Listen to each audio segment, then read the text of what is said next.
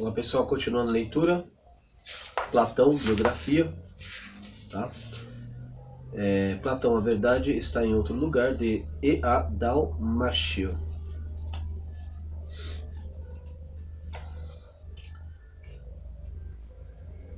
Eu parei na página 20.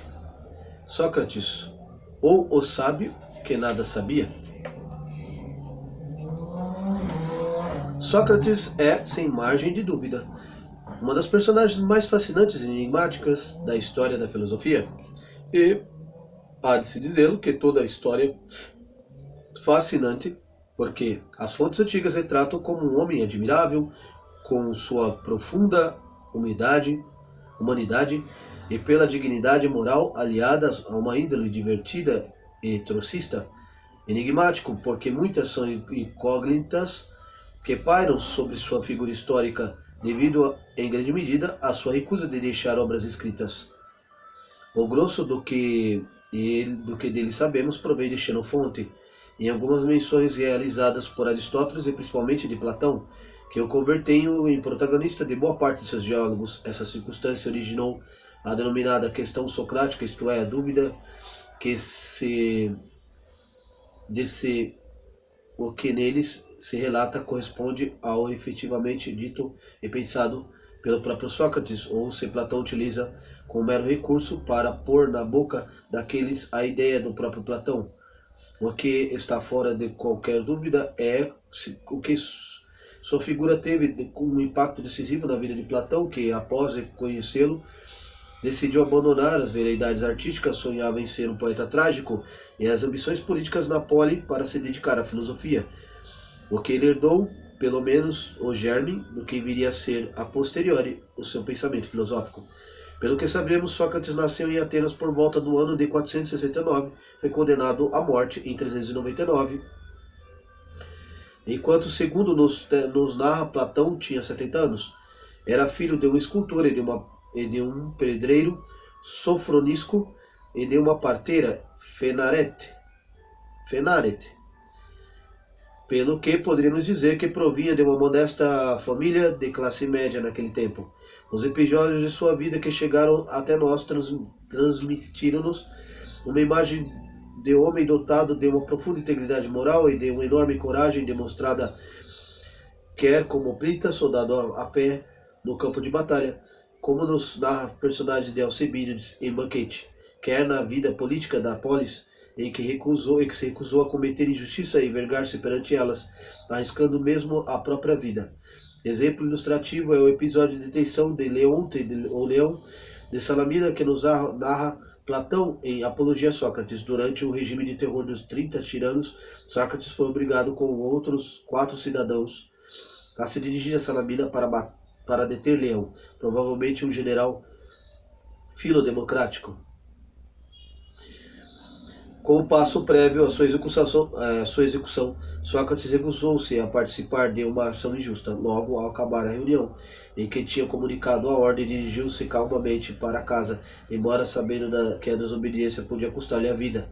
Abre aspas, davam frequentemente ordens dessas aos outros, porque queriam implicar tantos quantos pudessem. Logo aí, e por atos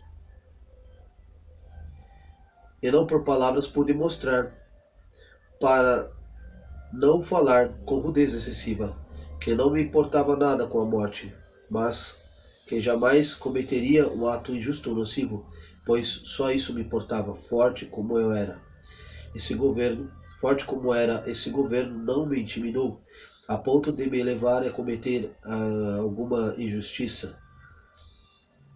Depois saímos da rotunda. Os outros foram buscar Leão de Salamina, enquanto fui para casa. Talvez viesse também ser morto, se o governo não tivesse sido rapidamente derrubado. Desse fato tenho muitas testemunhas, fecha aspas. Mas além de exemplo de coragem e dignidade nas informações de Sócrates, também há lugar para aspectos mais divertidos e prosaicos da vida do grande filósofo. Era casado oficialmente com Xantipa, paradigma de mulher irascível e resmungona. Se nos ativermos aquilo que dela se conta, Sócrates abre aspas, dizia que conviver com uma mulher agressiva é como os cavaleiros com os cavalos impetuosos, tal como eles, dizia. Ao domarem os que assim são, conseguem facilmente controlar os outros. Também eu, depois de ter vivido com Xantipa, consigo adaptar-me a outras pessoas, fecha aspas. Parece que com frequência repreendia em público, chegando inclusive a agredir o filósofo.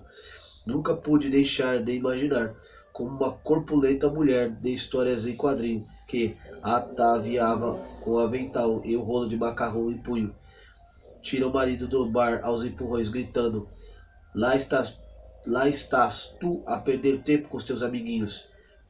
Só que, em vez de ir ao bar, Xantipa ia buscar Sócrates no Ágora. Ele fez ao pobre mulher. Caberia dizer que não devia ser fácil conviver com maridos sem ofício nem rendimento, que se dedicava a passear pelo Ágora, de conversa com o primeiro transeunte que parasse, enquanto ela tratava da casa e dos 3 filhos, um seu e 2 de outra mulher. Com efeito, além de Xantipa, mãe de Lamprocles, diz-no Aristóteles que Sócrates também se casou com Mirto, de quem teve outros filhos, Sofronisco e Menexeno. Parece que os aspectos físicos de Sócrates não estavam à altura da estatura intelectual, pois era pouco gracioso, querendo utilizar um respeitoso eufemismo, e claramente muito feio, baixo, de nariz achatado, com uma barriga proeminente. Era o mais feio de todos os silenos que apareceram nos dramas satíricos. Como se fosse pouco, fazia acompanhar seus escassos tratativos físicos com uma indumentária fim de seu proverbial desprezo pelos bens materiais, andando sempre vestido com roupa velha e puída e com os pés descalços, sem se importar com o frio ou com o calor. Sempre que passeava pela próspera e rica Atenas e observava a quantidade de bens e luxo nela se vendiam, congratulava-se e dizia a si próprio: de quantas coisas não tenho necessidade? Todavia, a frugalidade de Sócrates não nos deve levar ao engano. Pelo que sabemos dele, esteve muito longe de ser um dos tantos santos ascéticos e mal-humorados que ao longo da história se dedicaram a fustigar seus congêneres, condenando aos prazeres e usufruto da vida. Verdade seja dita, essa descrição se encaixa muito melhor com o seu discípulo Platão. Geralmente, com o próprio Platão nos conta, em um banquete, Sócrates não recusava uma boa mesa, um bom vinho, nem a melhor cama, simplesmente antepunha os valores éticos ao mero prazer hedonista e não era escravo da necessidade materiais. Sócrates não odeia o corpo, simplesmente antepunha os valores do espírito. Também estava muito longe de mostrar arrogância de não poucos censores ou pessoas ilustradas, pois não tinha qualquer reserva em educar e conversar com o escravo do que em fazê-lo com um jovem aristocrata. Durante a juventude, Sócrates tinha se familiarizado com as teorias filosóficas da época, Empédocles, Anaxágoras, Diógenes de Apolônia, com quem ficou rapidamente decepcionado pela falta de acordo e pela atenção que davam de forma quase exclusiva à explicação do mundo material, esquecendo as questões éticas, políticas e espirituais. Não lhe merecia menor opinião a moda filosófica que dominaria o cenário ateniense durante a sua maturidade, a sofística. Decidiu então empreender um caminho intelectual próprio e levar a cabo uma autêntica evolução filosófica, tanto no fundo como na forma. Boa prova disso é que, apesar da disparidade de abordagem e pensamento, todas as doutrinas que precederam passaram à história sob epígrafe comum da filosofia pré-socrática. Foi uma resposta de oráculo de Delfos que atenuou definitivamente o pavio da atividade filosófica de Sócrates, segundo nos conta o próprio Sócrates, ou Platão, pela boca de Sócrates na Apologia. Em certa ocasião, seu amigo Querefonte dirigiu-se ao santuário de Apolo em Delfos para saber quem era o homem mais sábio da terra, e obteve da Pitonisa a seguinte resposta: Sócrates é o mais sábio de todos os homens. Assim que a notícia chegou a Sócrates, este ficou enormemente surpreendido.